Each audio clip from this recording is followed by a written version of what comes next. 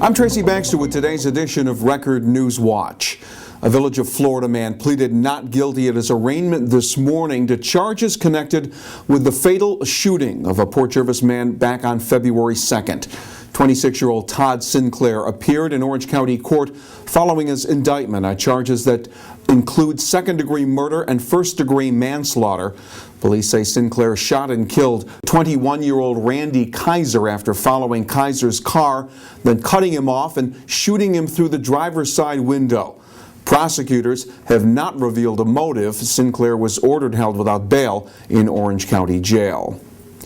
In Sullivan County, 27-year-old Armando Perez of South Fallsburg is awaiting arraignment after being indicted today on murder and weapons possession charges for the fatal stabbing of 40-year-old Ederaldo Pineda back in January at the Beverly Garden Apartments in Fallsburg. If he is convicted of the murder, Perez could get the maximum, 25 years to life in prison. Elsewhere, a state appellate court has denied a defense motion that sought to move the upcoming Michael Mealy murder trial out of Orange County. The court found no merit in the change of venue request filed by Mealy's attorneys that had claimed their client could not get a fair trial in Orange County because of the publicity generated from the case. Mealy faces murder charges for the asphyxiation death of Laura Garza back in December of 2008. And to stay on top of all of the developments in this case, you can go to recordonline.com/Mealy. In other news, an autopsy has determined that blunt force trauma was the cause of death of the pilot of the small jet plane that crashed into the icy Hudson River Saturday near the Kingston-Rhinecliff Bridge. 38-year-old Michael Ferraldi was flying the vintage British military jet when it nosedived into the river. The National Transportation Safety Board is expected to finish a preliminary report on the cause of the crash within a week. 3 years after ground was broken, the first hospital to be built in New York State in the past 20 years will open its doors later this year. Two of our reporters recently took a tour of the soon-to-be-opened Orange Regional Medical Center. The 7-story, 600,000-square-foot facility located off East Main Street in the town of Wallkill will feature about 350 private rooms, 50 emergency room treatment areas, more than 1,600 parking spaces, and a helipad. The $350 million facility is scheduled to open later this year. Reporters Christian Livermore and Alyssa Sunken will have more on what the medical center will provide and an update on the future of the existing Horton and Arden Hill hospital campuses in tomorrow's Times-Herald Record. President Obama wants to end homelessness among our veterans within the next 5 years.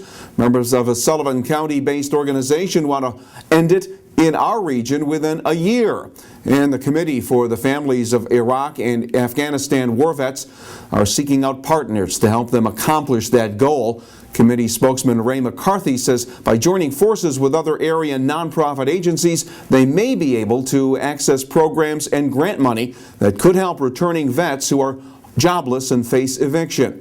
The efforts being coordinated through the committee's website, www.familiesofwarvets.org. And they didn't win a lottery jackpot, but Maricel Licata and Teresa Vallone beat odds that were just as steep. The Sullivan County couple are the proud parents of quadruplets born February 6th, Super Bowl Sunday, at Vassar Brothers Medical Center in Poughkeepsie.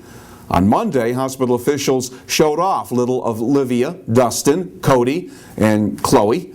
Their birth weights ranging from 3.2 pounds to 4.3 pounds, and all four are doing fine. The couple also have a 2-year-old son at home, so the domestic workload will most certainly be daunting. Well, there's more sunshine in our local forecast, but it'll be a while before we see temperatures back up into the 50s. The highs tomorrow will reach the low to mid 40s under a mostly sunny sky. We'll see a mix of sun and clouds on Thursday, with the temperatures not getting any higher than the low to mid 30s.